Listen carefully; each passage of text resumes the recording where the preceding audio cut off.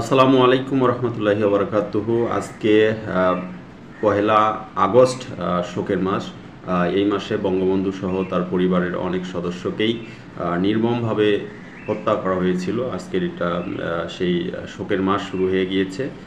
আরেকটি গুরুত্বপূর্ণ খবর হচ্ছে শিক্ষার্থী আন্দোলনে 14 দিনে প্রায় 10,000 সাড়ে 10,000 শিক্ষার্থী এবং অন্য অন্য লোকজনকে আটক করা হয়েছে আর কি। এবং এই সকল আটককৃত লোকজনের মধ্যে 87%-এরই রাজনৈতিক পরিচয় মেলেনি আর কি। তারপরে আরেকটি গুরুত্বপূর্ণ নিউজ হচ্ছে কোটা সংস্কার আন্দোলন, জাতিসংঘের মানবাধিকার প্রধানের চিঠি এবং সরকারের জবাব। কোটা সংস্কার আন্দোলনের 6 সমন্বয়ক মুক্তি পাননি, পরিবার রয়েছেন দুশ্চিন্তায়। বৈষম্য বিরোধী ছাত্র আন্দোলনের আজকের নতুন কর্মসূচি হচ্ছে রিমেম্বারিং আওয়ার হিরোজ। গত বেশ কিছুদিন যাবৎ থেকেই এই কর্মসূচি চলমান রয়েছে। গতকালকেও মাস ফর জাস্টিস কর্মসূচি ছিল ছাত্র আন্দোলনের। আজকের কর্মসূচি হচ্ছে রিমেম্বারিং আওয়ার হিরোজ।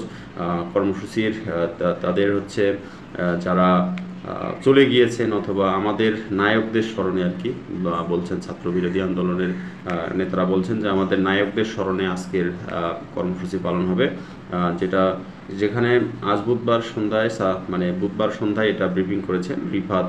তিনি কর্মসূচির ঘোষণা করেছেন। গণমাধ্যম এক সংবাদ বিজ্ঞপ্তি পাঠানো হয়, যেখানে বলা হয় সারা দেশে ছাত্র জনতার উপর গণহত্যা, গণগ্রেপ্তার, হামলা, মামলা, গুম, শিক্ষকের উপর নেক্কারজনক হামলার প্রতিবাদ, জাতিসংঘের মাধ্যমে তদন্ত করে বিচার এবং বৈষম্য বিরোধী ছাত্র আন্দোলনের 9 দফা আদায়ের লক্ষ্যে আজকের কর্মসূচি হচ্ছে যে রিমেম্বারিং আওয়ার হিরোজ। এই বিষয়টি তারা আজকে কিন্তু বলেছেন আর কি। আর একটি বিষয় হচ্ছে যে গুরুত্বপূর্ণ আরেকটি সংবাদ হচ্ছে যে ডিবিতে কিন্তু আর হারুন সাহেবকে রাখা হয়নি। ডিবির নতুন প্রধান হচ্ছেন আখতারুজ্জামান, তিনি কিন্তু ডিবির প্রধান। তো এই ছিল বাংলাদেশের আজকের সর্বশেষ খবরাখবর। ধন্যবাদ।